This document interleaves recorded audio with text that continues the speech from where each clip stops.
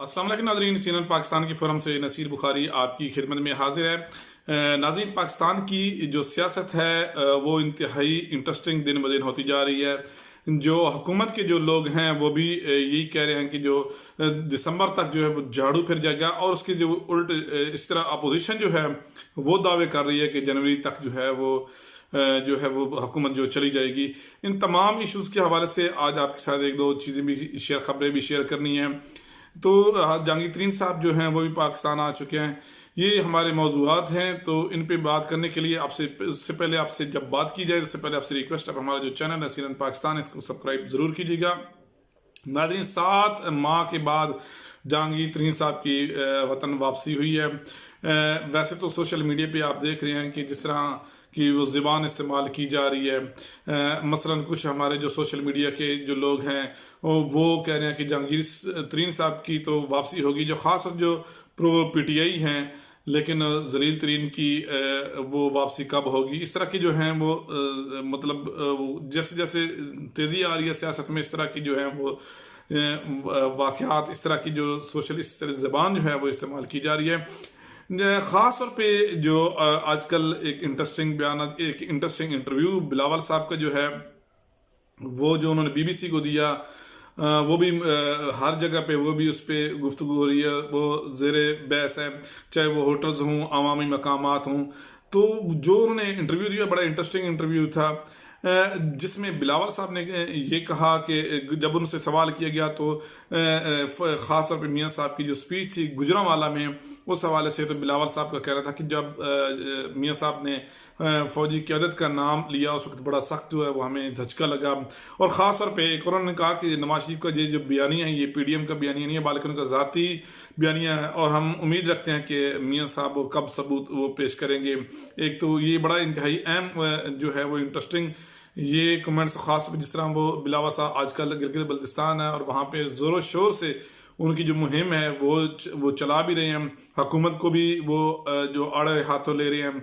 और ख़ास तौर पे उन्होंने जो अभी ये बात की है इस पर फिर नून लीग का जो रिएक्शन आया, उन्होंने कहा कि बिलावल साहब का जो है जिन्होंने जो बात की है मियाँ साहब के हवाले से, मियाँ साहब बिल्कुल अपने जो मौके पे कायम हैं, और ये जो बिलावल साहब ने इस तरह के मियाँ साहब के हवाले से जो बयान दिया है ये उनका ज़ाती हो सकता है। अच्छा, बिलावल साहब ने इसमें एक और भी इंटरेस्टिंग बात की, वो ये उन्होंने ये भी कहा, यहाँ तक भी कहा कि जो मियाँ साहब हैं चूँकि कोरोना की वजह से वो हैं भी बैरून मुल्क हैं, तो उनसे मेरी मुलाकात भी नहीं हो सकी। जैसे ही उनसे मेरी बात होगी तो मज़ीद इस हवाले से वो डिस्कस भी किया जाएगा। ख़ास पे जो फिर 2018 के इलेक्शन के हवाले से भी बातें आई, फिर जो ख़ास पे जो कराची का जो सान्या हुआ मरियम साहबा के दरवाज़ा तोड़ने के हवाले से, उसमें भी उन्होंने कहा कि उसका मुझे अभी तक जो आर्मी चीफ साहब के साथ मेरी बात हुई थी उन्होंने यकीन भी दिलाया था, अभी तक उसका इंतज़ार है कि वो जब तक वो रिपोर्ट ना आ जाए उस पर मुनासिब नहीं होगा। फ़िलहाल हम रिपोर्ट के इंतज़ार करते हैं। अच्छा, एक दो कुछ हुकूमत के लिए बड़ी जो है वो परेशानी की जो है दिन, वो भी आप समझ लें कि कुछ इस तरह की परेशानी टेंशनें वो भी हो रही हैं। ख़ास तौर पे जो इशाया हुआ है एक दो दिन पहले वज़ीर आज़म साहब ने जो दिया है उसमें इत्तेहादी जो हैं वो नाराज़ रूठे हमें नज़र आए। ख़ास तौर पे जो काफ लीग है वो उसने ज़ोराने में शिरकत नहीं की। फिर इनकी जो असम्बली के खुद अपने 5 अरकान हैं वो इसमें शामिल नहीं हुए। फिर उसके अलावा जो है फहमीदा मिर्ज़ा साहबा की जो पार्टी है, फहमीदा मिर्ज़ा साहबा ने भी अपने इस तरह गिले शिकवे किए, MKM ने भी गिले शिकवे किए, और जो आज़ाद अरकान हैं बलूचिस्तान के वो भी इसमें शामिल नहीं हुए हैं। तो ये भी थोड़ी सी अलार्मिंग सिचुएशन है। फिर साथ साथ जो चीमा साहब हैं इनकी कैबिनेट का भी हिस्सा हैं, वफाकी वज़ीर भी हैं तारिक बशीर चीमा साहब, जो इनके इत्तेहादी भी हैं, उन्होंने इंतहाई अहम बयान दिया है और उन्होंने कहा कि अगर यही सिचुएशन रही तो शायद हमें आगे जाके कुछ फैसला स्टेप लेना पड़ेगा, क्योंकि आवाम ही हमें हल्के से पूछती है। और एक उन्होंने एक इंटरव्यू में भी निजी चैनल पे भी उन्होंने बात करते हुए यहाँ तक भी वो कहा गया कि जो है ना अब जो है ना इलेक्शन की तरफ जो है ना वो हमें जाना होगा। तो फिर मुनस इलाही साहब के जो हैं वो ट्वीट आपने देखे हैं कि जिस तरह मुनस इलाही ने बोला है कि हमारा जो इत्तेहाद है वो वोट की हद तक है, खाने की हद तक नहीं था। तो ये तमाम तर जो इश्यूज़ हैं ये ख़ास तौर पे जो PTI के लिए वो परेशानी का बहस बनने हैं। और दूसरी तरफ हम देखते हैं तो गिलगित बल्तिस्तान का इलेक्शन है इसी महीने की मिड में है, تو یہ تمام جو سچویشن ہے یہ خاص طور پہ پی ٹی آئی کے لیے بھی کوئی اچھی ثابت نہیں ہے. لیکن اگر ہم دوسری طرف دیکھیں تو جو پی ڈی ایم کی جو بیانیہ تھا خاص طور پہ جو کرپشن کے حوالے سے اس میں بھی دراڑ آ چکی ہے. اور اس تمام تر ایشو کے بعد جو مولانا فضل الرحمان صاحب ہیں انہوں نے بولا کہ جب یہ پی ڈی ایم کی نیکسٹ جو ہوگی میٹنگ اس میں تمام جو ہیں قائدین کو خاص طور بیانیہ کے حوالے سے ان کو آگاہ کیا جائے گا. ابھی تک کی جو سچویشن ہے وہ انتہائی انٹرسٹنگ ہے.